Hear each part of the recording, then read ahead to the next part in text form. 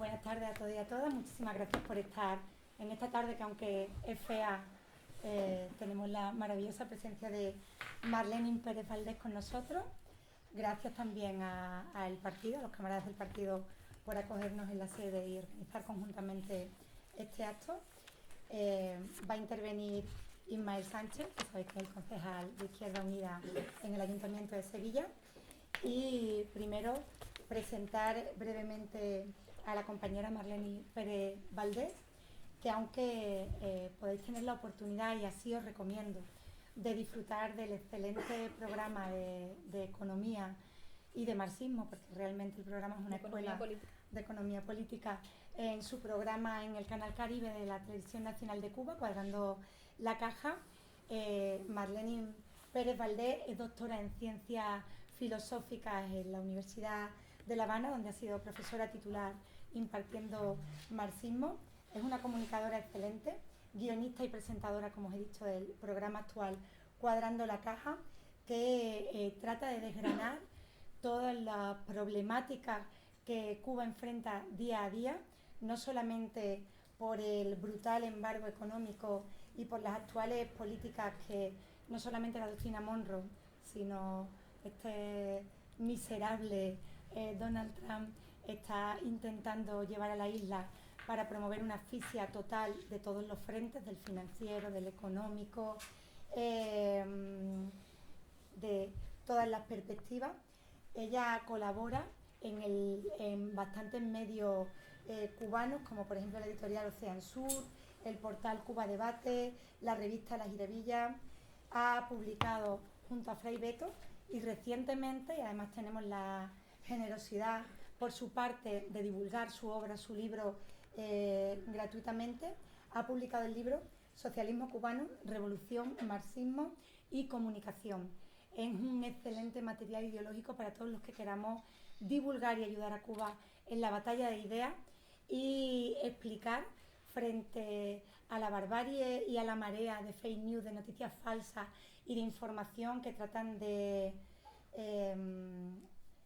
quitarnos las ganas, de desmoralizar a toda esa izquierda antiimperialista, solidaria, comunista, marxista, que siempre ha tenido y tiene a Cuba como el faro más humano y la alternativa social de ese otro mundo.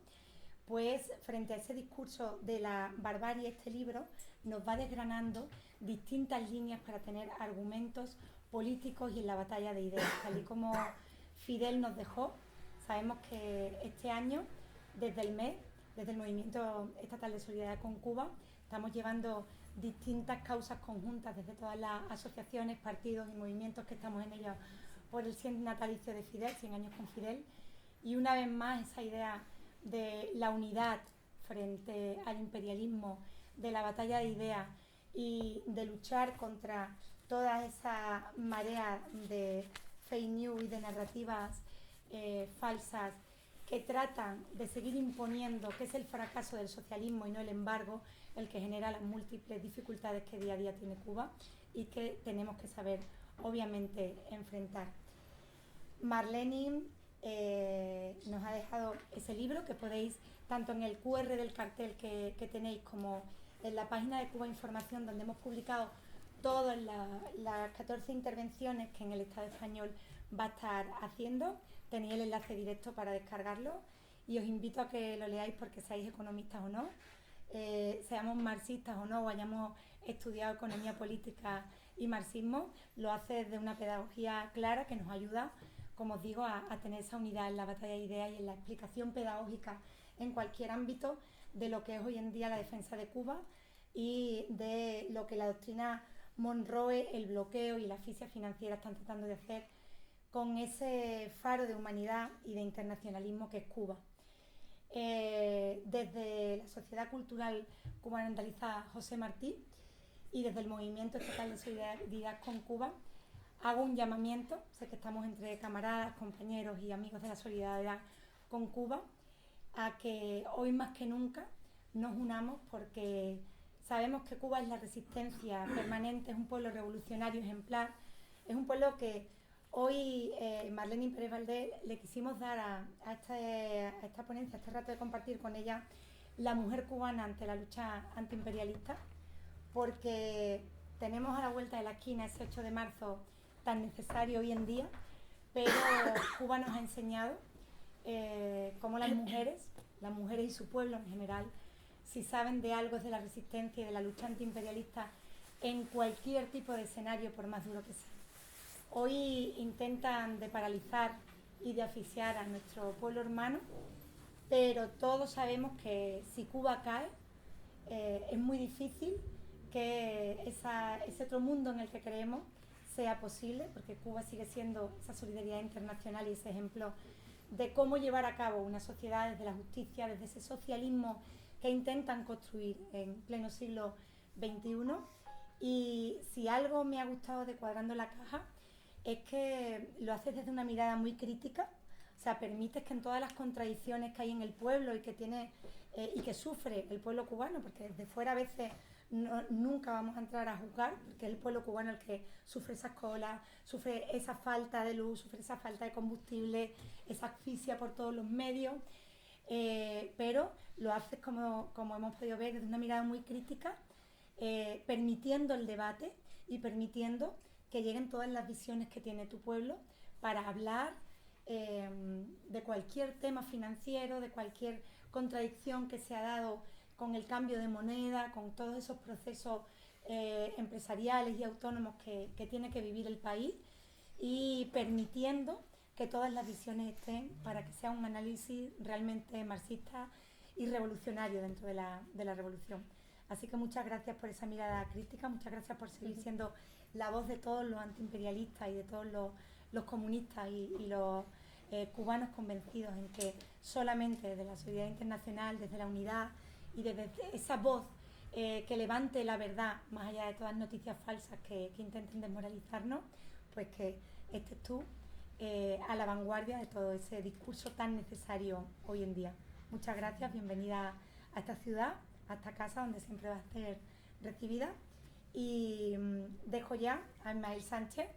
No voy a presentarlo porque creo que todos lo conocemos de sobra, concejal de Izquierda Unida, ha sido diputado tanto en el Parlamento como en las Cortes y ya muchísimo tiempo al frente de esta organización.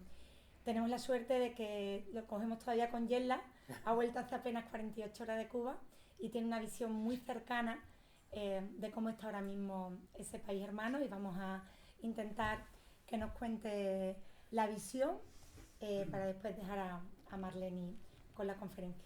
Así que muchas gracias.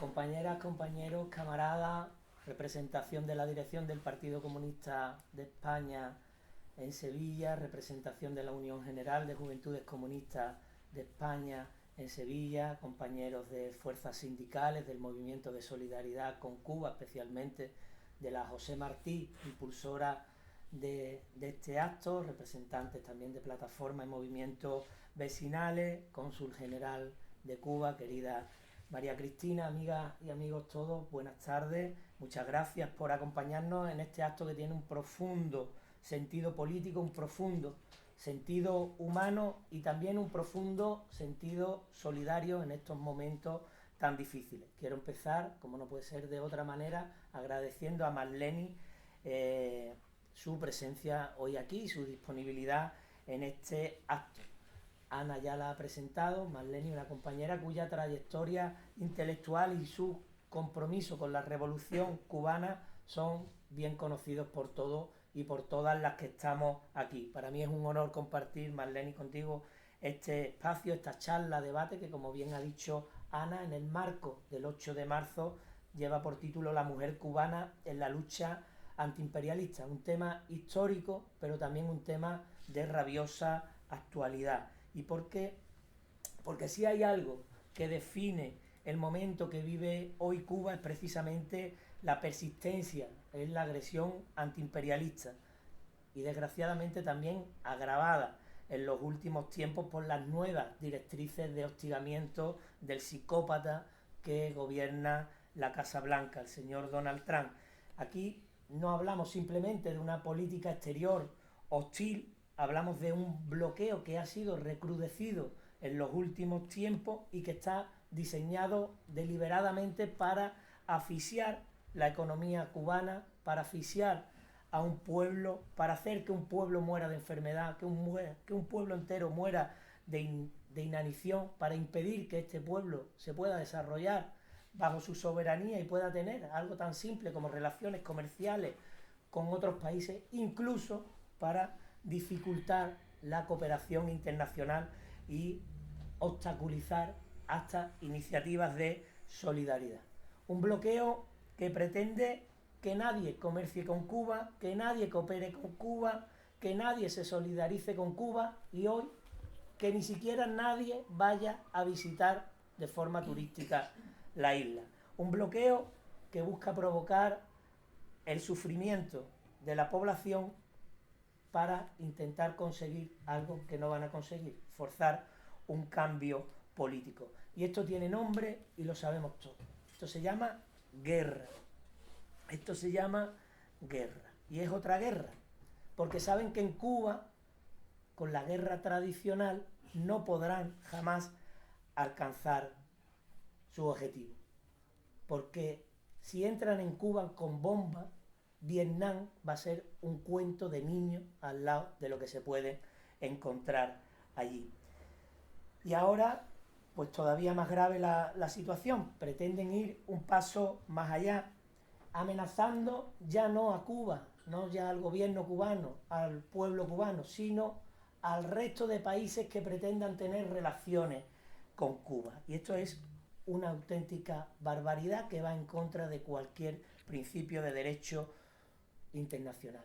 E instigan a empresas, instigan a instituciones, pero es que ya instigan hasta a los gobiernos de los países que no acepten plegarse a las políticas que marque Washington.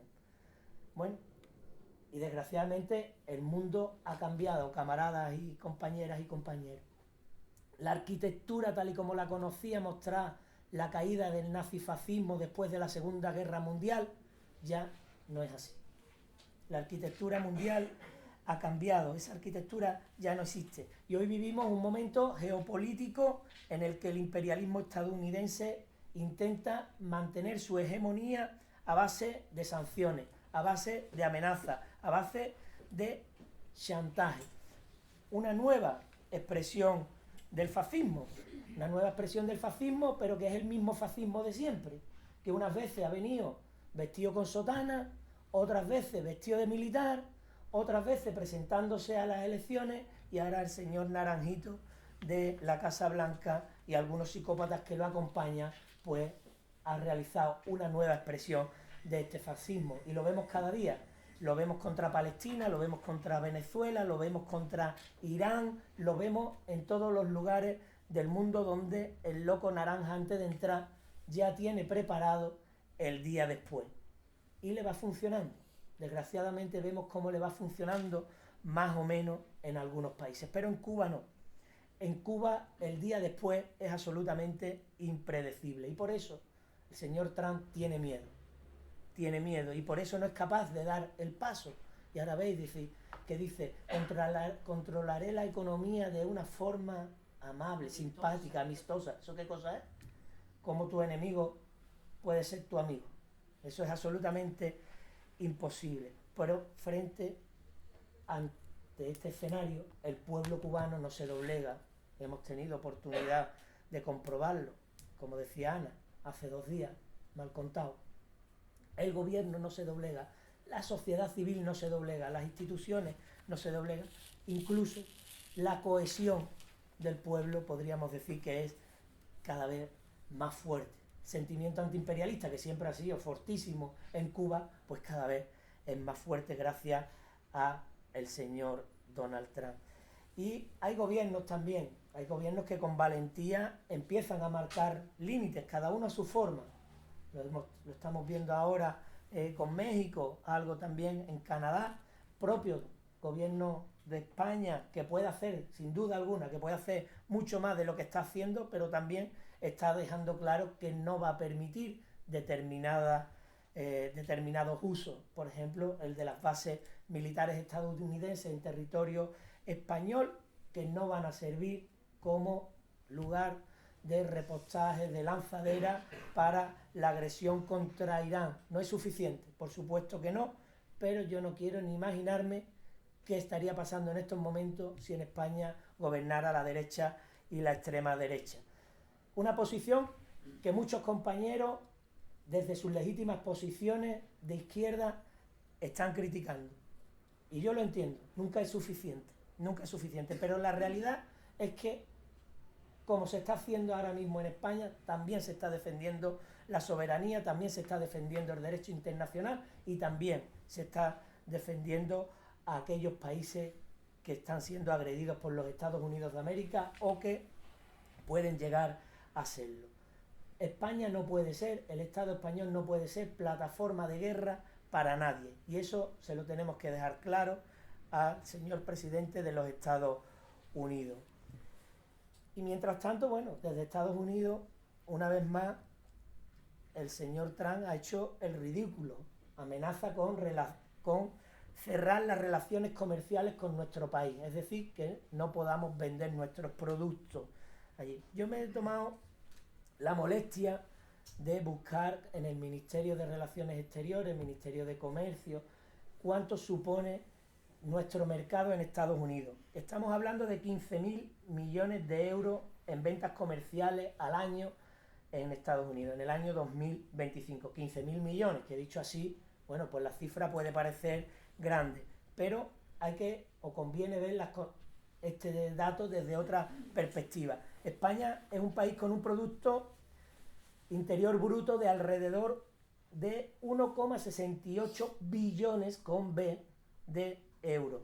Un presupuesto público del gobierno de España que supera los 216.000 millones de euros. Es decir, estamos hablando de una medida que apenas va a afectar a determinados sectores empresariales y que desde luego no determina ni el futuro comercial ni el futuro económico de nuestro país, y además es algo profundamente absurdo, porque esta cantidad de 15.000 millones perfectamente se puede compensar por parte del gobierno con ayuda a los sectores más perjudicados que pierdan sus vías comerciales con Estados Unidos, el caso del vino, el caso de la aceituna negra de mesa, el caso del aceite y poquito más. O sea, es una medida profundamente torpe que encima va a privar a la población estadounidense de disfrutar el mejor vino del mundo, el mejor aceite del mundo y la mejor aceituna del mundo. O sea, que es que son torpes para todo. Así que, más allá de estas tensiones internacionales, lo importante hoy aquí es recordar algo esencial, que Cuba sigue resistiendo y va a seguir resistiendo. Cuba no se va a doblegar ante nada y ante nadie. Resiste desde hace más de 70 años frente a un bloqueo que no tiene precedentes en la historia contemporánea, un bloqueo que afecta a la compra de medicamentos, que limita el acceso a la tecnología, que dificulta las transferencias financieras internacionales, que intenta aislar al país del sistema económico internacional, y aún así Cuba sigue siendo una potencia médica, sigue siendo una potencia educativa, sigue siendo una potencia científica, una potencia en investigación. Podemos recordar perfectamente lo que ocurrió cuando la COVID, el único país del mundo que consiguió hasta 4 candidatos vacunales, que puso a disposición de quien lo necesitaba. Cuba es la mayor o de las mayores potencias en investigación, pero también ocurrió algo que resume perfectamente lo que es el bloqueo y que yo creo que es un ejemplo que debemos poner para que la gente sea conocedora de los genocidas de este bloqueo. Cuba tenía las vacunas, pero no tenía la jeringuilla suficiente para administrar las vacunas a la población, porque el bloqueo dificultaba la adquisición en el mercado internacional. Fijaros qué paradoja. Un país con 4 candidatos vacunales, con 4 vacunas que pone a disposición del mundo, pero que no puede comprar jeringuillas para inyectar la vacuna. Esto es una auténtica barbaridad. Por eso también, hoy más que nunca, la solidaridad internacional es imprescindible. Y también hay compañeros y compañeras del ámbito de la izquierda con los que yo discuto mucho, que entienden que la solidaridad debe ser únicamente política. Y es verdad, La solidaridad política es fundamental, es imprescindible. Debe ser nuestro principal objetivo. Denunciar el bloqueo, exigir su fin, defender el derecho a Cuba a decidir su propio camino. Pero en momentos tan difíciles como los actuales, camaradas y compañeros, la solidaridad material también es solidaridad política. Las mociones que aprobamos en los ayuntamientos, en los parlamentos, las manifestaciones que hacemos, los actos políticos que hacemos, son muy importantes, pero no curan directamente una enfermedad. Lo material, en estos momentos, camaradas, lo material también es político. Lo material también es político. Cada caja de medicamentos, cada envío sanitario, cada placa solar que llega a una comunidad lleva un mensaje muy claro, que Cuba no está sola, que hay millones de personas en el mundo que siguen defendiendo a la revolución cubana. Y además estas campañas de solidaridad tienen a su vez, desde la concepción fidelista del término, un profundo valor pedagógico. Solidaridad no es dar lo que te sobra, sino solidaridad es compartir lo que se tiene. Y en este proceso se hace un trabajo importante de pedagogía, con muchas personas buenas, solidarias, que no están politizadas, que no saben lo que es el bloqueo, que no han escuchado nunca hablar de eso, que no saben las consecuencias que tiene, la profundidad que tiene para el pueblo cubano el bloqueo. Bueno, que no saben las consecuencias en la cotidianidad de una familia cubana. Así que cada acción solidaria ayuda, también nos ayuda a explicar esta realidad. Así que no se trata únicamente de ayuda material. Cada antibiótico enviado, cada ampolla, cada tratamiento médico lleva un mensaje profundo y necesario, insisto, que Cuba no está sola. Y por eso es especialmente importante lo que estamos haciendo en estos momentos y que se siga practicando la solidaridad internacional. Porque Cuba sigue exportando también solidaridad internacional. Mientras algunas exportan bombas, ellos están exportando médicos. Cada vez que hay una crisis humanitaria, ellos mandan a las personas que hagan falta para que ese país pueda salir de esa crisis. Cuba no participa en los conflictos armados, ya voy terminando, pero sí participa en cada misión humanista que se le requiere, y por eso representa un faro de dignidad para el mundo, y por eso representa o define perfectamente que otro mundo no solo es posible, sino que es necesario. Y por eso desde la Casa Blanca quieren tanto destruir a Cuba. Y frente al bloqueo, frente a la agresión imperialista, la revolución cubana sigue en pie y va a seguir en pie. Y en esa resistencia el papel de la mujer cubana ha sido y es y seguirá siendo fundamental. Las mujeres cubanas han estado en Sierra Maestra, en las organizaciones de masa, en la ciencia, en la educación, en la medicina, en la política y en la vida cotidiana de la revolución. Y han sido y siguen siendo la columna vertebral del proyecto revolucionario. Por eso es un honor hoy poder escuchar a una compañera que encarna ese compromiso intelectual y ese compromiso político. Compañera Marlene Pérez Valdés, bienvenida, muchas gracias por acompañarnos. Tuya es la palabra, que viva Cuba socialista, venceremos. ¡Viva!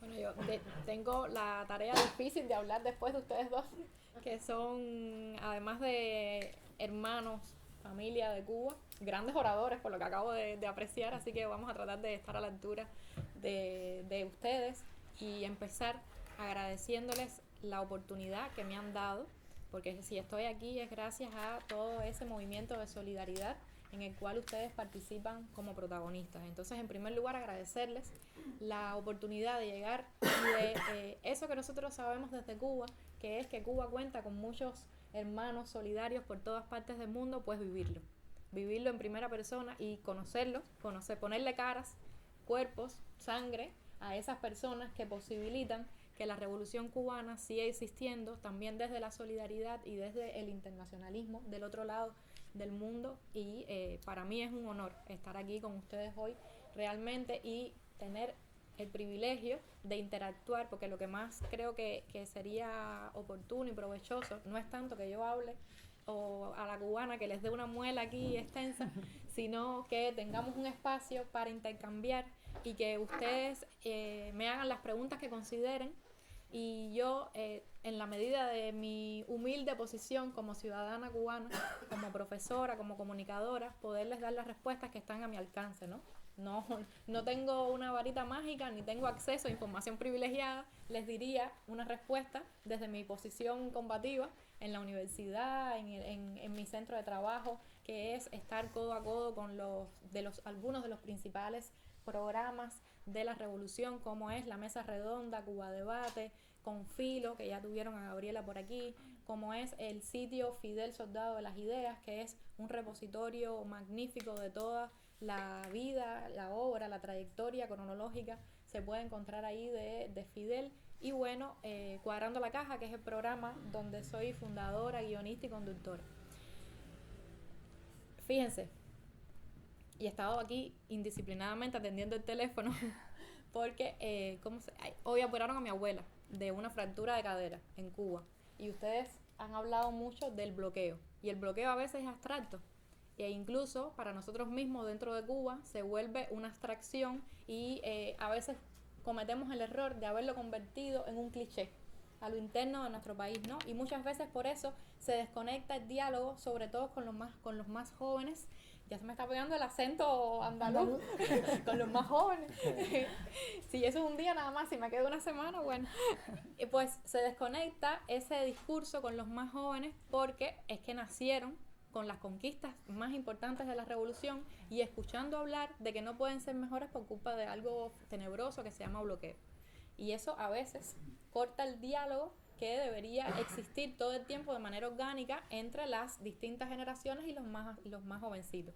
Bueno, pues el bloqueo, ¿cómo se ve en casos concretos? Bueno, en casos concretos es que no había una prótesis para ponerle a mi abuela. Y están los médicos que saben lo que tienen que hacer porque son formados en la Revolución Cubana, son grandes especialistas, pero no pueden hacer nada. ¿Por qué? Porque hay una cosa que se llama bloqueo, que es un conjunto de medidas coercitivas unilaterales que el imperio más poderoso de la historia de la humanidad decide ponérsela a una isla que que se le ha atravesado en el camino porque ha decidido ser diferente a lo que ese gran imperio tiene para todos los demás, ¿no? Que es seguir los caminos de ese capitalismo, de esa explotación del hombre por el hombre, de esa darle la espalda a la justicia social, a los desprotegidos, a los más humildes, a los trabajadores, a los obreros, y es justamente todo lo contrario a lo que se propuso la Revolución Cubana desde el principio. Bueno, pues, ¿cómo se resolvió el problema? Se resolvió el problema gracias a la solidaridad entre los propios cubanos. Otro paciente que se había conseguido 3 prótesis y una de las que le sobró decidió dársela a mi abuela. Eso es Cuba. Y esa es la capacidad del pueblo de que a pesar de todo no pierde el sentido de humanidad, el sentido de resistencia, el sentido de eso que el presidente tantas veces dice de la resistencia creativa. Bueno, ¿cómo se entiende eso? ¿Cómo se mastica? ¿Cómo se aterriza? ¿Cómo se concreta? Bueno, se concreta en la cotidianidad de los cubanos, que nos ha tocado la dura tarea de tener infinitas carencias materiales, pero que a pesar de esas carencias materiales, gracias a una obra mayor, infinitamente mayor a esas carencias, que se llama Revolución Socialista, pues la producción espiritual de una subjetividad por encima de esas limitaciones materiales todavía funciona. Y gracias a eso, bueno, pues ahí encontrarán entonces ustedes otra de las posibilidades de resistencia del pueblo cubano, en esa subjetividad que se ha ido formando generación tras generación, con énfasis a partir del triunfo revolucionario, que ha tenido la capacidad de crear mujeres y hombres, niñas, niños, ciudadanos en sentido general, que tienen esa sensibilidad y ese sentido, espíritu de humanismo, con la capacidad de que a pesar de tantas carencias materiales cotidianas, porque estamos hablando del día a día, tropezando con este ejemplo, que es un ejemplo finito de tantos que se sufren y que se viven cotidianamente, pues ahí está el pueblo de Cuba resistiendo una y otra vez a esa misión histórica que de cierta forma se ha dado él mismo, nos hemos dado nosotros mismos, de resistir y de defender ser diferentes en un mundo que se empeña en aniquilarse, en extinguirse, en no ser capaces de percibir que otra salida, que otro mundo mejor es posible y que parecería, gracias a Hollywood mediante, que es más fácil que exterminemos a la raza humana, que acabemos con el planeta antes de encontrarle una salida revolucionaria, humanista y justa a las contradicciones fundamentales que tenemos en cada uno de nuestros países. Bueno, me han dado la difícil tarea de hablar en nombre de las mujeres cubanas, y eso sería un atrevimiento de mi parte venir a hablar en nombre de las mujeres cubanas, porque si bien ese pueblo que ustedes conocen bien es un pueblo lleno de sacrificios, pues las mujeres cubanas tienen tal vez el doble y el triple en sus espaldas de cargar con esos sacrificios, porque también tenemos una sociedad que todavía es profundamente machista, y en esas deformaciones profundamente patriarcales y machistas que la revolución desde el principio se plantea resolver, pues claro, no se cambia la mentalidad de la noche a la mañana. Fidel se lo preguntaba, ¿no? ¿En cuánto tiempo tarda en cambiarse la mente de un niño cuando secuestran a Elian?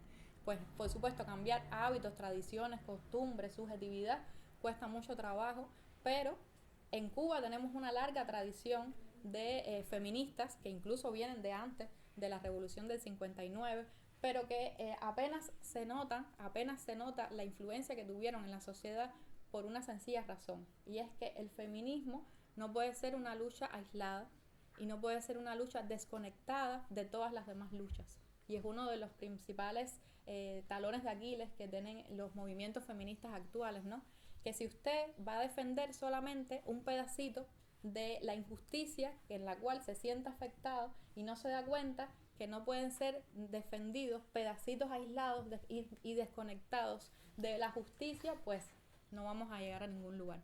O se defienden las causas justas como totalidad de esa justicia, o no vamos a lograr ni luchar por el racismo, ni luchar por la xenofobia, ni luchar en contra del feminismo. Y eso lo entendió la Revolución Cubana. La Revolución Cubana es muestra, con todo y sus defectos, porque tampoco estamos hablando de un objeto perfecto, de un sujeto perfecto, estamos hablando de un proceso que se va reinventando en la medida que va avanzando y que va chocando con sus propias limitaciones, con las fuerzas, las limitaciones de un sujeto revolucionario que se tiene que ir construyendo sobre la marcha para que tenga la capacidad de estar a la altura de lo que las condiciones históricas le demandan. Y en ese sentido, la revolución cambió, trastocó los roles de género que se tenían hasta ese momento en nuestro país. Y es justamente cuando triunfa un proceso de justicia social global, como es la Revolución Cubana, que tiene más sentido, que logra tener un mayor sentido hablar de feminismo en Cuba, hablar de derechos de la mujer. Fíjense que la Federación de Mujeres Cubanas se funda, es de las primeras organizaciones que se crean en 1960, y a partir de ahí se da toda una integración, o sea, se institucionaliza algo que de cierta manera había sido en algunos casos espontáneo en nuestro país incluso desde finales del siglo XIX, mediados del siglo XIX, ya hay manifestaciones de mujeres que sobresalen, destacan de su generación en contextos mucho más patriarcales, por supuesto.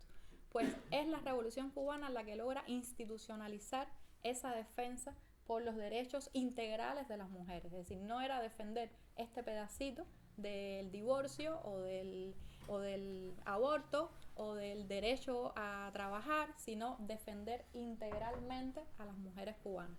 Y yo creo que eso es uno de los grandes logros que tiene la revolución en materia de derechos humanos, en materia de derechos específicamente para las mujeres, y que ha sido una obra en en continuo perfeccionamiento. Eso tiene un punto neurálgico en 1975 con un código de las familias que para la época fue muy revolucionario, y que, saltando rápido la historia para no demorarme y darles demasiada muela, tiene otro momento importante con la aprobación recientemente del Código de las Familias, que se llevó a consulta popular y que fue profundamente debatido en todas las familias, y fíjense que se habla de familias en plural precisamente para contemplar la diferencia, ¿no? La diversidad de familias, de juventudes, de niñez, de mujeres, y todas esas relaciones que no siempre son homogéneas, ¿no? Y con ese Código de las Familias se da un nuevo salto hacia adelante en la conquista de los derechos integrales de las mujeres en nuestro país. Esta es la historia bonita, ¿no? La historia realmente de las conquistas de la revolución en función de entender que la lucha feminista no puede existir aislada, y por eso es importante entonces que la compañera Ana hablaba del 8 de marzo, recordar que el efeméride nace no como el Día de la Mujer en abstracto, sino como el Día de la Mujer Trabajadora, asociada precisamente a ese lugar de la mujer en la lucha de clases, con un sentido revolucionario, con un sentido subversivo, con un sentido de reclamar aquello que le pertenece y que no tiene alguien ni algo derecho a enajenarle, ¿verdad? Y eso es importante asociar todo el tiempo que no se trata de una sola lucha, que no se trata de una lucha unilateral y que nunca va a estar completa la lucha del feminismo, que abrazan los feminismos, que además son diversos y a veces contradictorios entre sí, siempre y cuando no se tenga en cuenta que eso tiene que formar parte de una lucha mayor, de una lucha que debe ser absolutamente revolucionaria. Dicho esto, voy a aterrizar un poquito más a la realidad, el contexto cubano actual. Por ejemplo, en este libro que se comentaba, tengo un artículo que se llama Donde lavan las mujeres. Y eso es una historia muy simpática porque estábamos reunidos, un grupo de amigos, y había un compañero que estaba contando que había estado arreglando la casa e intentaba decirnos qué era lo que estaba arreglando. Y decía, es que estuve arreglando, ¿cómo se llama esto? Y todo el mundo le decía, la cocina. Y él decía, no es la cocina. Es que no le salía la palabra. Es que estuve arreglando el baño. No es el baño. Donde lavan las mujeres. Y todos a coro dijimos, el lavadero. Porque en Cuba hay un lugar de la casa que se llama el lavadero, ¿no? Donde está la lavadora y demás, pero bueno, como no en todas las casas cubanas hay lavadora, puede ser que sencillamente esté el lavadero. Y ya, ¿no? La batea típica tradicional. Y ahí yo entendí lo complejo que es el machismo. Y lo complejo que es el machismo, que las mujeres cubanas somos a veces más machistas que los hombres. Porque cuando yo me sorprendí diciendo a coro con los demás hombres, ¿dónde lavan las mujeres? Es que yo entendí que tengo apropiado, convencida de que las que lavan son las mujeres. Porque no dijo dónde lavan los hombres, ¿no? Que los hombres no lavan. En Cuba, estoy hablando de Cuba, ¿no? Le estoy haciendo la autocrítica a nuestro pueblo. Y ahí me doy cuenta de que ser machista es muy fácil. De que tener una ideología patriarcal es muy fácil, es muy susceptible, sobre todo desde nuestro continente, donde por un proceso histórico le tocó al hombre cubano, al hombre latinoamericano, defender a la mujer de esa violencia de la colonización, que muchas veces las mujeres eran, ustedes saben, ¿no?, susceptibles de ser las esclavas, sobre todo, de ser arrebatadas en esa familia que ya tenían.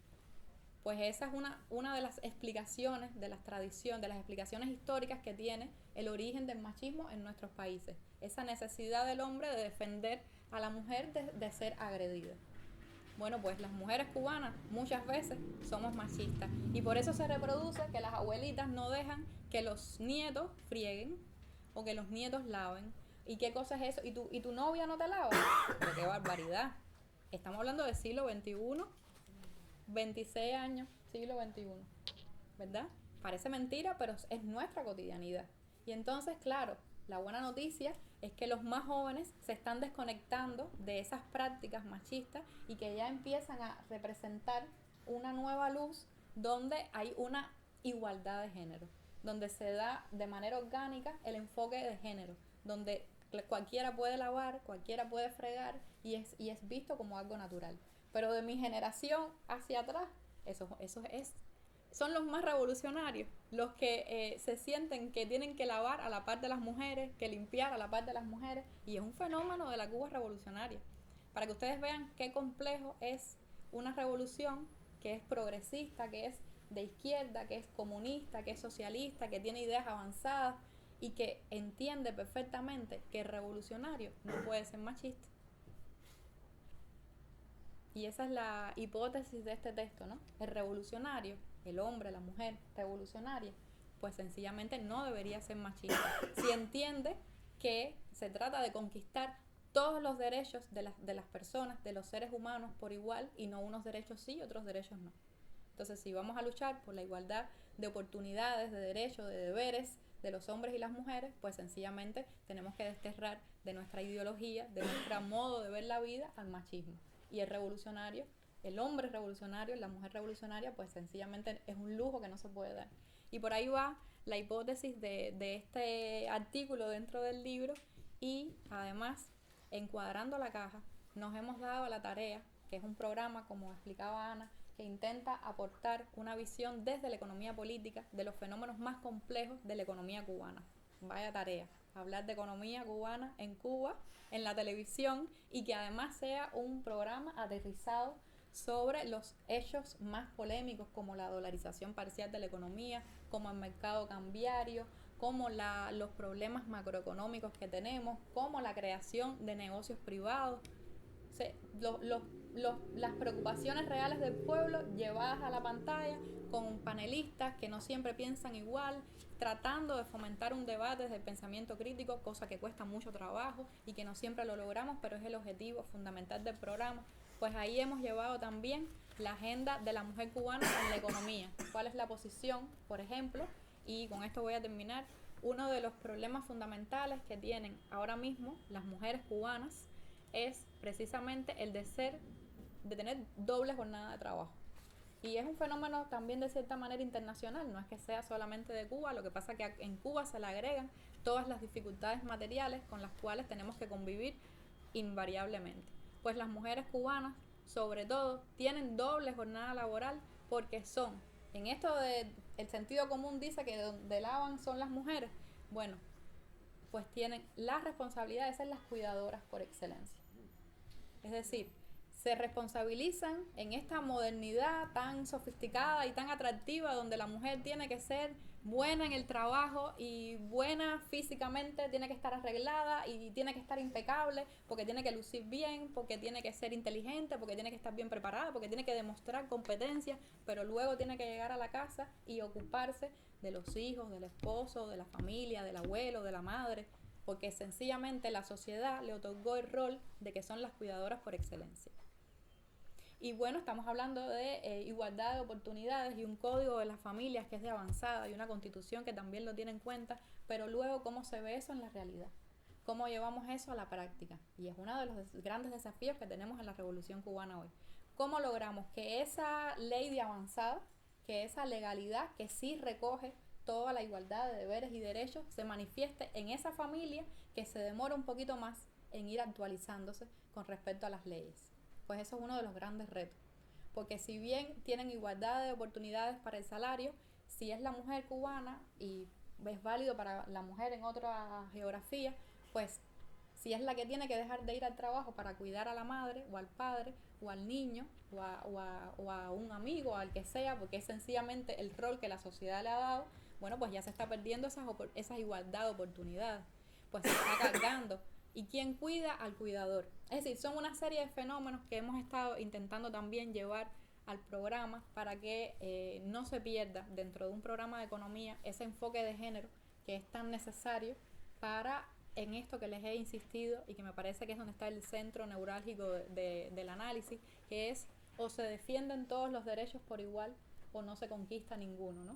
Porque la lucha tiene que ser integral, la lucha por la justicia social, y la justicia social no puede ser fragmentada, no puede ser picada en pedacitos aislados y desconectados, porque es una sola humanidad, un solo ser humano que tiene necesidades de acceder integralmente a esa justicia social. Esos son de los grandes desafíos que tiene la Revolución Cubana, uno entre tantos, que ya sabemos que son muchos lo que tenemos por delante en esa tarea, desde el sentido de la conciencia de clase, desde el sentido de nuestro papel histórico, de ser abanderados de una sociedad diferente, de una sociedad que mira a las posibilidades, las potencialidades del ser humano y que no mercantiliza, que trata siempre de apostar por diversificar las posibilidades de los seres humanos en lugar de unilateralizarlas, ¿no?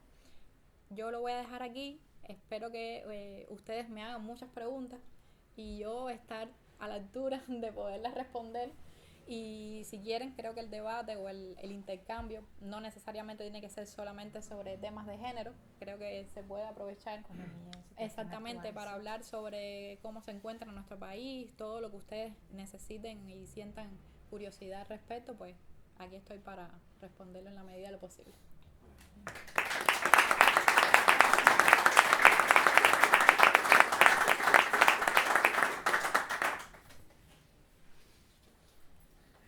¿Moderas tú, Ana, si quieres? Vale. Yo antes de que participe, que por favor lo pido porque sabemos que estamos deseando tener una visión que tenemos siempre a Cristina, pero una visión directa de cómo está nuestra Cuba en estos momentos, que sabemos que nos llegan noticias de le queda combustible para tanto tiempo, bueno, cómo sobreviven y cómo resisten y cómo resuelven, que es la creatividad que siempre ha hecho el cubano allí. Deciros, Ismael también lo ha dicho antes, la solidaridad política con Cuba es incuestionable, pero no estamos en el periodo especial, estamos en un periodo especialmente difícil, o sea, hay una generación ahora que va a decir el periodo especial ya lo dejamos, de remangarse, y ahí hace falta una solidaridad material con Cuba.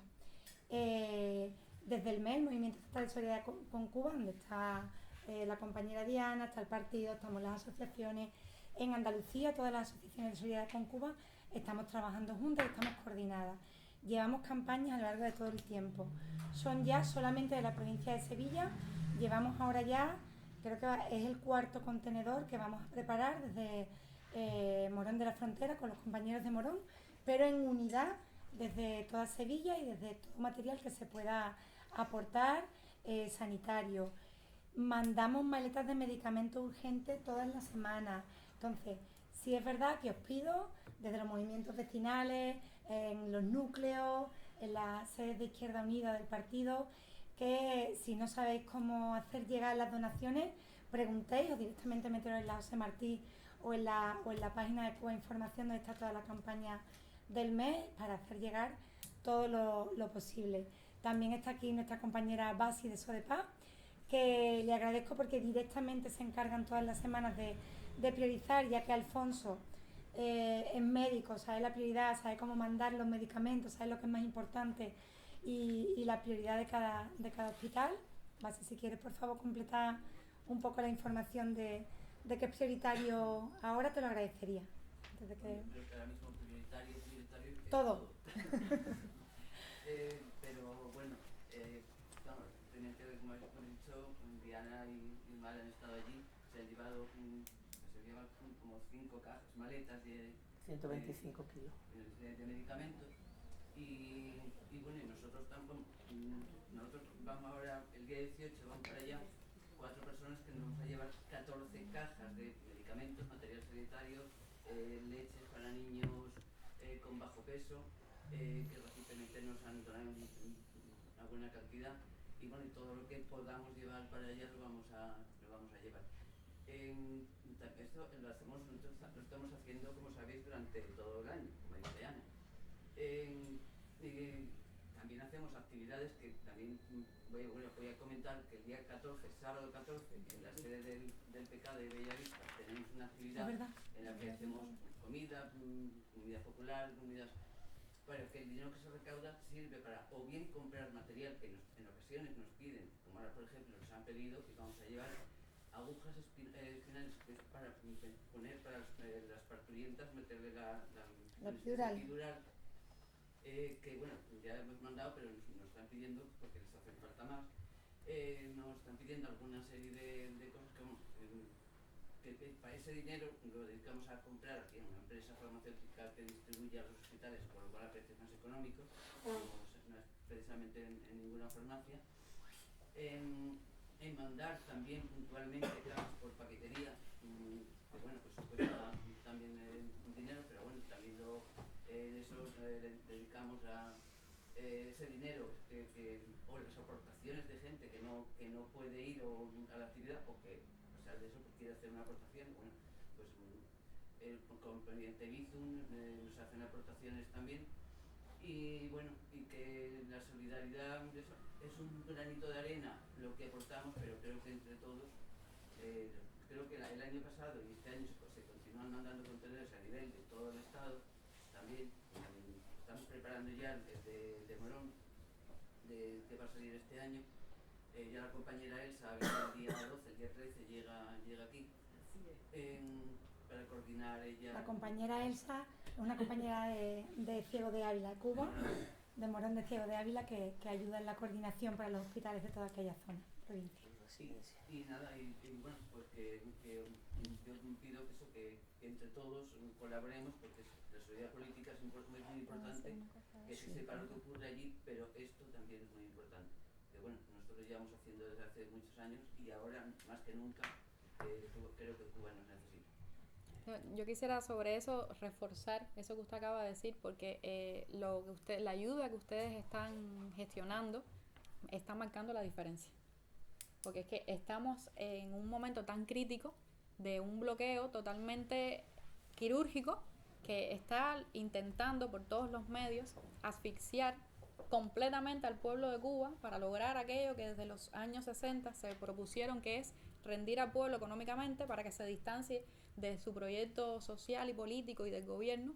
Pues ese es el objetivo, no ha variado, del bloqueo. Lo que intenta es variar los métodos por los cuales tratar de lograr eso, y la ayuda que estamos recibiendo de ustedes es realmente tan importante que marca la diferencia de familias cubanas, y eso se está viendo sobre todo en la tarea fundamental de orden de hoy en el país, que es la transición energética, la revolución energética, esa tarea de transitar a una energía renovable que se está viendo ya los frutos en el país, en la familia, en la cotidianidad. No se está quedando ni a nivel estatal, ni público siquiera, sino que ya se ve que familias se están beneficiando de kits de paneles solares, de baterías, específicamente que le marcan la vida para mejor, que llevan a mejores condiciones cotidianas, porque si bien ustedes saben que los apagones son prolongados, porque si el bloqueo se ha propuesto, el cero de combustible precisamente va a atacar justamente que no llegue a Cuba ningún barco con petróleo. Bueno, pues las alternativas que desde el gobierno se están implementando y se están impulsando, ¿cuáles son? Una revolución energética. Hasta ahora no han logrado que se vaya el sol de Cuba, y espero que no lo logren. Pues hay sol en Cuba, pues vamos a aprovechar el sol en Cuba. Y se está llenando la isla en la medida de nuestras posibilidades, que son limitadas, de paneles solares, de parques fotovoltaicos. Los techos de las casas, sobre todo en las ciudades capitales, se ven ya los paneles solares. Y eso parecería algo de otro mundo, pero para nosotros es el futuro ahora mismo. Para ustedes a lo mejor ya lo empezaron a ver en Europa, ese movimiento, con anterioridad, con anticipación, pero en Cuba está marcando la diferencia. Y se está poniendo todo lo que tenemos y lo que no tenemos también en función de, como decimos, ¿no?, el concepto de economía de guerra, todo para el frente. Pues en Cuba ese todo para el frente está en función de tratar de mejorarle las condiciones de vida a las personas en sus casas, para tratar de que el sistema de salud no colapse, no se afecte cada vez más, como intenta hacer ese bloqueo, y se pone en función, por ejemplo, guaguas eléctricas, o sea, microbuses eléctricos, para transportar al personal de la salud, y que ese personal de la salud no se vea afectado para llegar a su centro de trabajo y poder brindar ese servicio humanitario de la salud que brindamos en nuestro país. Y ese mismo servicio de microbuses, en lo que ya se transportaron a los médicos, al personal de la salud, las enfermeras en general, pues durante el día se usa para transportar pacientes, para reforzar la ayuda a los pacientes oncológicos. Los paneles solares se ponen también en las casas de los maestros, de los médicos, de los héroes del trabajo. Se le lleva kits de paneles y de baterías a los niños que son electrodependientes. Es decir, ¿cómo se pone esta maravillosa energía renovable, limpia, ecológica, en función de los humildes, que son en definitiva el objetivo fundamental de hacer una revolución socialista, ¿no? Beneficiar al pueblo, a los humildes? Pues eso se está haciendo en Cuba.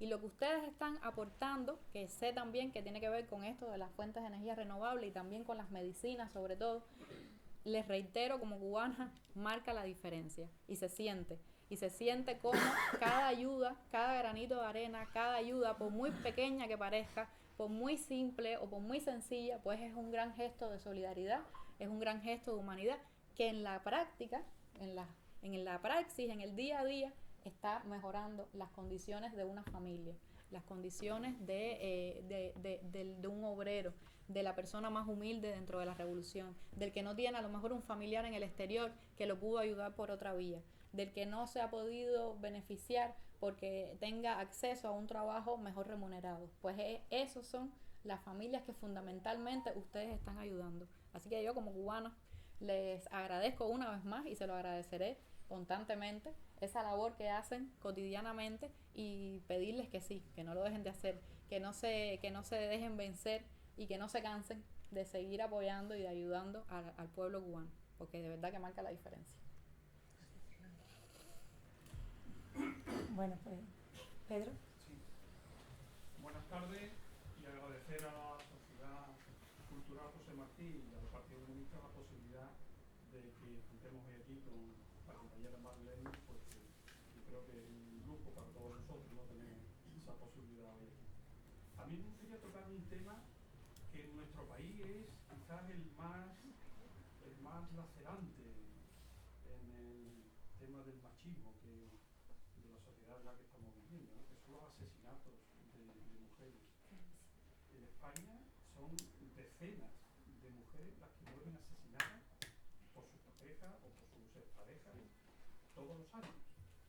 Desde que hay estadísticas ya son más muertes, más asesinadas por la violencia machista que por el terrorismo de los tiempos en los que estuvo aquí. Entonces a mí me gustaría saber en Cuba, en la sociedad cubana, ¿cómo se da ese tema? ¿Qué datos nos puedes ofrecer allí? Si estamos un poquito, digamos, en nuestra sociedad allí mejor que lo que tenemos aquí en este aspecto, o también se dan ese tipo de situaciones y cómo trata el gobierno revolucionario este tema allí. Sí, respondo, ¿no? Sí. Ya. Bueno, ahorita le comentaba a los compañeros con los que andaba desde por la mañana que entre las consecuencias que tiene el bloqueo de Estados Unidos contra Cuba es que nos aísla de lo mejor del mundo y nos expone a lo peor del mundo, ¿no? Y en ese sentido, bueno, Cuba no está tratando de ser aislada, pero aislada de lo mejor. Aislada, por ejemplo, de que no nos llegue turismo, que es una de nuestras vías de ingreso más importantes. Y cuando yo llegaba a Madrid y veía tanto turismo, es que yo me daba cuenta de cuán aislados estamos en ese sentido también. Entonces, el bloqueo que busca quirúrgicamente cómo hacer daño, pues ha encontrado cómo irse moviendo para ir sofocando todas las áreas donde Cuba ha logrado tener un desarrollo económico. Y en esa capacidad que tiene de aislarnos de lo mejor y de exponernos a lo peor, bueno, pues Cuba es parte de los problemas comunes del mundo y ese es uno de los problemas que tenemos en nuestro país, porque además estamos hablando de una sociedad que tiene profundas raíces patriarcales y que está en pleno proceso de transformación para mejor, pero que todavía convive con esas contradicciones. En nuestro país también hay casos de donde las mujeres son producto de la violencia de género, del abuso de sus parejas o de exparejas en muchos casos y no estamos exentos a eso. Se maneja con mucha discreción las cifras, pero desde mi perspectiva tiene también la explicación ética de fondo de no exponer a las personas que son víctimas de estas circunstancias tan penosas y en paralelo se maneja cada vez más la concientización a nivel popular de que eso es un fenómeno que durante mucho tiempo no se habló en nuestro país, o que se hablaba poco, o que se hablaba con prejuicios, o que había cierto tabú a la hora de mencionar eso, porque está claro que eso no está en concordancia con una revolución socialista, ¿no? Que intenta precisamente ir atacando todos los focos de violencia, como les decía, de manera integral. Entonces, la respuesta es sí, existen los casos en nuestro país, no son cifras escandalosas cuando las he tenido delante con las compañeras que trabajan género de la facultad, pero sí está presente, sí es un problema y lo que yo creo que es más importante destacar es que cada vez más colectivos feministas, trabajadoras sociales, antropólogas, sociólogos, llevan a cabo la tarea de concientizar de que es un fenómeno que ocurre y de que es un fenómeno que hay que combatir. Y cada vez más entonces en las niñas, en las jóvenes, en las generaciones más jóvenes, se está trabajando desde la escuela, desde la familia, desde proyectos sociales, programas sociales, para concientizar de que es un fenómeno que existe y que hay que combatir por todas las vías posibles. Compañero. Yo, para dar un poco de contexto, ¿no?, a lo que significa el bloqueo, hay que remontarse a abril del año 60. El biólogo del bloqueo, un tal Lester Mallory, hizo un memorando y brevemente, leo literal, ¿no? Ahí señaló, decía, hay que emplear rápidamente todos los medios posibles para debilitar la vida económica de Cuba. Una línea de acción que, siendo la más habilidosa y discreta posible, logre los mayores avances en la privación a Cuba de dinero y suministros, para reducirle sus recursos financieros y los salarios reales, provocar hambre, desesperación y el derrocamiento del gobierno. 66 años. Y ahí están, resistiendo. Y sin retaguardia estratégica, aislado, una isla, ahí en medio del Caribe. Y yo creo que, en fin, que eso conmueve, ¿no? Es un hecho histórico que, pase lo que pase en los siglos venideros, el cómo se pudo resistir en estas circunstancias será un hecho muy a resaltar, ¿no? Yo lo que querría un poco pedirte hoy, aprovechando tu presencia aquí, es que explicaras en la medida de lo posible, ¿no?, algunos aspectos que el nuevo plan económico que está establecido, hay algunos aspectos ahí como el desarrollo alimentario, una cosa que me parece muy importante, muy interesante, la descentralización municipal, cómo está operando, ¿no?, o cómo se prevé que opere, y una cuestión que me parece también determinante, ¿no?, las relaciones entre el sector privado y el sector, o sea, entre el sector estatal y no estatal, cómo se están dando, ¿no? Y nada, mucho ánimo, adelante, y sobre todo porque el ejemplo de Cuba hace falta, sobre todo cuando psicópatas como Milei están caracterizando la justicia social como un robo. Sí, me parece muy oportuno que usted haya recordado el memorando Mallory, porque eso está totalmente conectado con lo más actual de la política de hostilidad hacia Cuba por parte del gobierno de Estados Unidos, y es eso que se llama, que el mismo Donald Trump ha dado en llamar el corolario a la doctrina Monroe. Y ese corolario es justamente tratar de ponerle el punto final a la revolución cubana. Y en ese binomio tan hostil y tan atroz que es Marco Rubio-Trump, pues tienen la misión histórica retorcida de destruir a la revolución cubana, porque sencillamente no pueden soportar el ejemplo que representa la revolución cubana en el mundo, ¿no?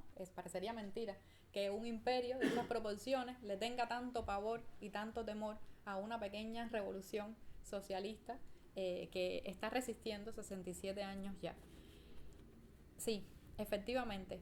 Recientemente el presidente Díaz-Canel, en una reunión con el Consejo de Ministros, justamente hablaba de transformaciones urgentes a las que hay que mirar para poder sopesar las condiciones actuales de nuestro país en medio de esta nueva crisis en la que nos encontramos por todo este recrudecimiento del bloqueo en la segunda temporada de Trump.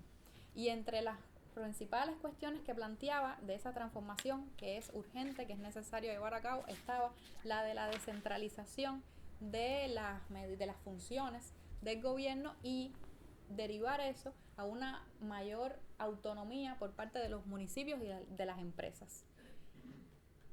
Eso yo creo que puede marcar también la diferencia, teniendo en cuenta que ha sido uno de los viejos reclamos que ha habido desde la sociedad civil, desde los empresarios, desde el pueblo, de reclamar mayor autonomía en los territorios.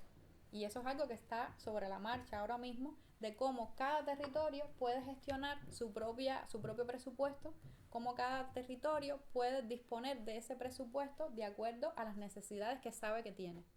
Por ejemplo, entre las medidas recientes está la capacidad que tenga un territorio, un municipio, de aprobar sus propios negocios nuevos, ¿no? De proponer nuevos negocios y de aprobarlos, de decidir si van a funcionar o no en ese territorio, porque, por ejemplo, a lo mejor llega la propuesta de alguien que quiera hacer una panadería, pero ya hay demasiadas panaderías en ese municipio. Lo que hace falta entonces es que haya zapateros, por ponerles un ejemplo, ¿no? Es decir, esa capacidad real de decisión, de toma de decisión, y que garantice que sea ágil, que la decisión no tenga que demorarse y subir, como decimos en Cuba, a todos los niveles, hasta que finalmente llega aquel ministro que en medio de todas sus responsabilidades tiene que ponerle una firma a que se cree una pequeña microempresa de producción de pasta. ¿Ya? Eso es una de las medidas a las que se apunta y que está presente en el programa de gobierno que se ha aprobado, que le cambiaron el nombre recientemente, se va a llamar Programa Económico-Social de Gobierno Económico-Social, algo así leí ya estando aquí. Otra de las medidas con énfasis a las que se refirió el presidente Díaz-Canel es la producción nacional. Claro, que ustedes se darán cuenta que es como un boomerang, ¿no? Es una encrucijada, porque usted para producir y para desarrollarse necesita tener recursos, necesita tener dinero, necesita tener capital. ¿Y el capital cómo le entra a Cuba? Si no es con la inversión extranjera. ¿Y cómo vamos a llegar a la inversión extranjera si estamos bloqueados? Y se le está amenazando a esos terceros países de aranceles si llegan a Cuba, o de sanciones si llegan a Cuba. Entonces es precisamente el gran reto de decir, vamos a desarrollarnos, vamos a producir, vamos a incentivar la producción con énfasis en los alimentos, pero ¿de dónde vamos a sacar el capital? ¿Qué hacemos? Y ahí es donde viene esa famosa frase de desarrollarnos con nuestros propios recursos. Pero es que ¿qué país se desarrolla hoy en este mundo con sus propios recursos y nada más? ¿Y qué país como Cuba, que además no tiene grandes recursos naturales, se puede desarrollar si además donde tenemos esos pocos recursos, como el níquel, por ejemplo, es ahí a donde va el bloqueo también? Entonces es muy complejo. Hay una voluntad política, hay un entendimiento, una comprensión de dónde están los puntos neurálgicos hacia los cuales tenemos que movernos y tenemos que desarrollar, pero cada paso que damos está siempre a la sombra de un bloqueo que trata de adelantarse y que entiende dónde estamos viendo oportunidades, y ahí llega, precisamente. Se habla de la producción de alimentos y se habla también de desarrollar la agricultura urbana. ¿Se acuerdan como en los 90 nos llenamos de organopónicos por donde quiera, ¿no? Y si usted tenía un pedacito de tierra, ahí sembraba una mata de ají y yo sembraba una mata de tomate y después intercambiábamos. Bueno, yo creo que esa es una buena oportunidad ahora, porque además nosotros ya hemos pasado por situaciones similares, sin ánimo de comparar dónde fue mejor o peor, porque esa comparación no tiene mucho sentido, ¿no? Pero tenemos experiencia. Y si bien en aquel momento habían oportunidades que ahora no tenemos, porque las desarrollamos en este momento, de los 90 me refiero, bueno, pues ahora, en esta nueva etapa de crisis recrudecida por el bloqueo, pues tenemos puntos de ventaja que no teníamos entonces. Por ejemplo, China. Tenemos un aliado estratégico, que es justamente el país que está a la delantera de todo el desarrollo de las energías renovables. Bueno, pues ahí tenemos un aliado estratégico para desarrollar primero la matriz energética por generación distribuida con estos pequeños paneles solares, parques fotovoltaicos. También estamos apostando a la energía eólica, tenemos viento, no nos los han bloqueado tampoco. También estamos apostando a la biomasa. Son cosas novedosas que en la misma medida en la que puedan ir dando resultados, bueno, pues podemos entonces ir poniendo esos capitales allí donde sea posible multiplicarse. Y ya para referirme a lo último que usted decía, que es esa relación entre el sector privado y el sector estatal.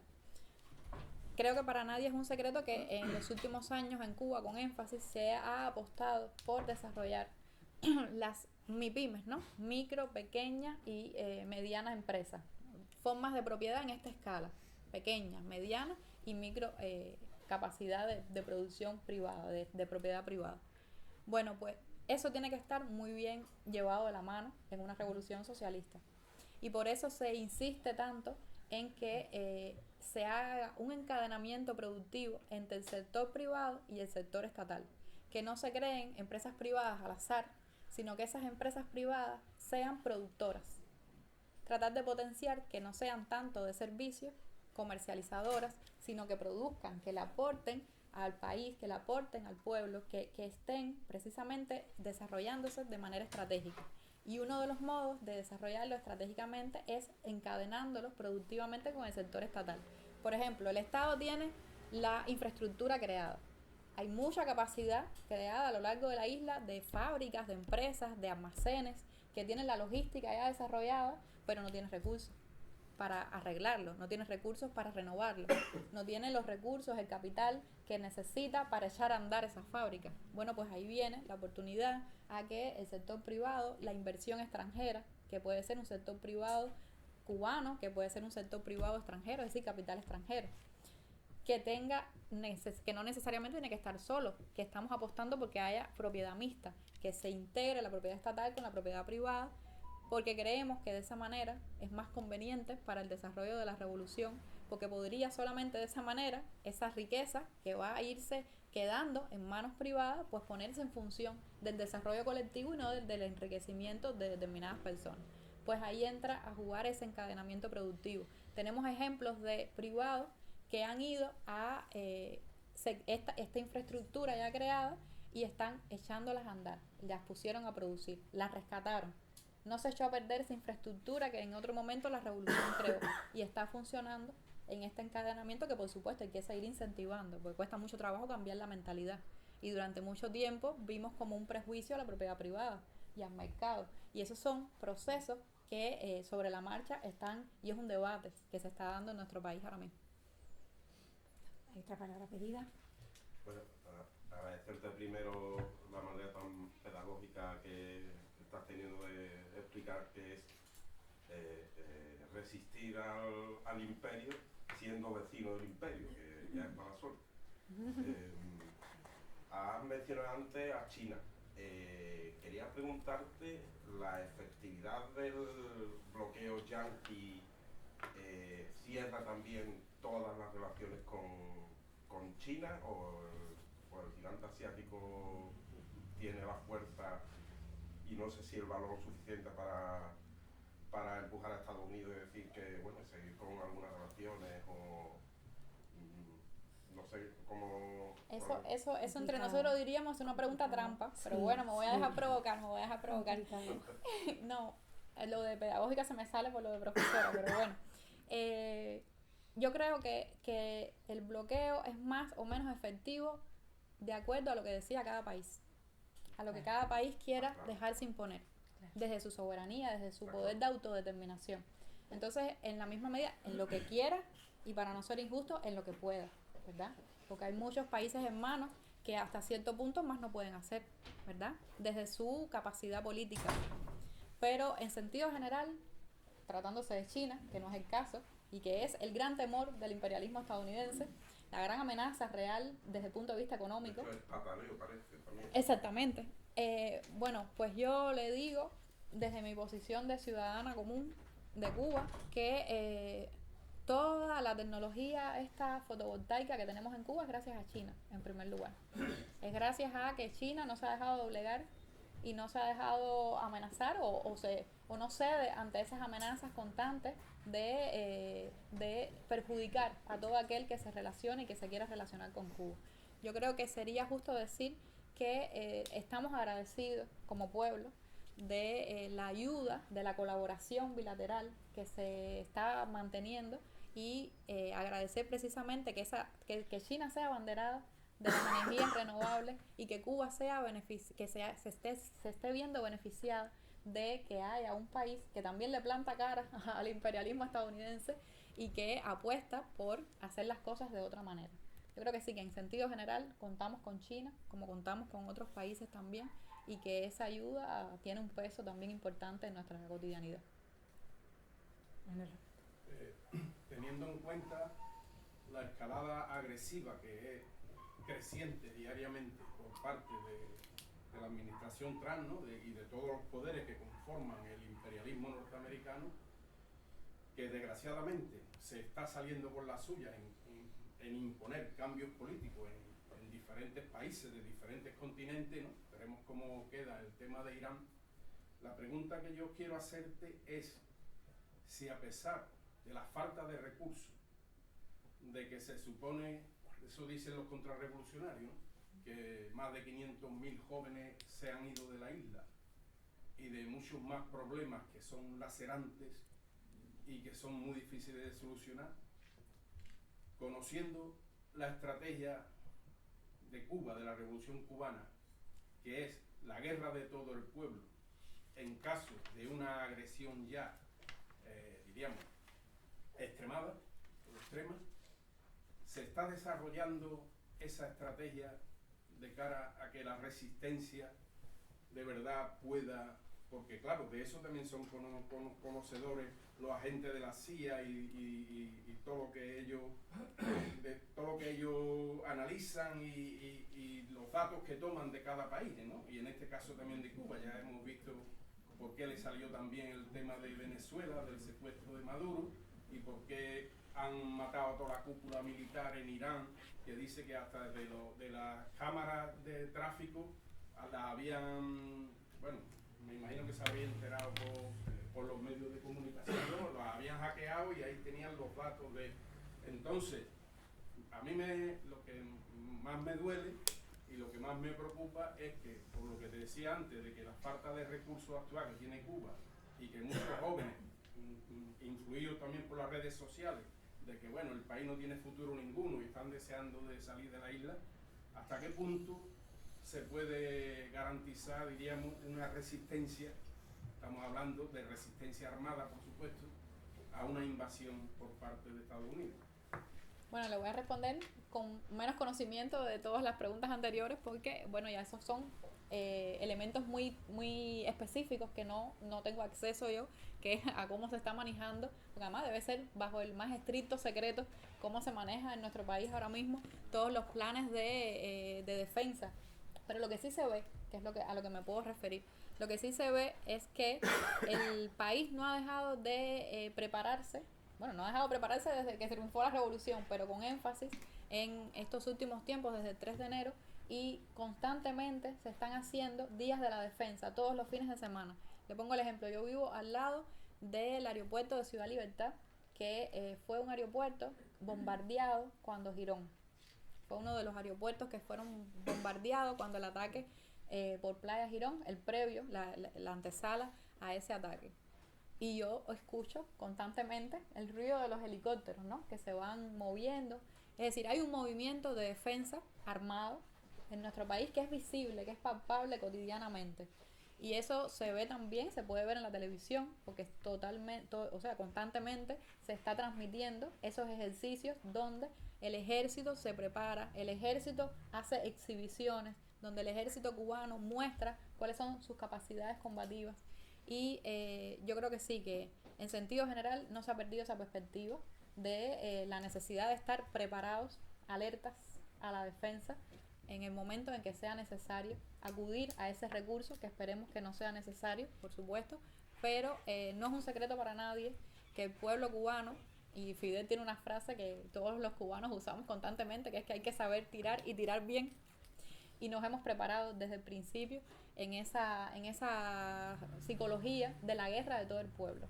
Porque si bien no tenemos los grandes armamentos, porque además nunca ha sido el objetivo de la Revolución Cubana, y Fidel lo dejó claro en todo momento de la historia de la Revolución, que es que nosotros no exportamos bombas, sino médicos.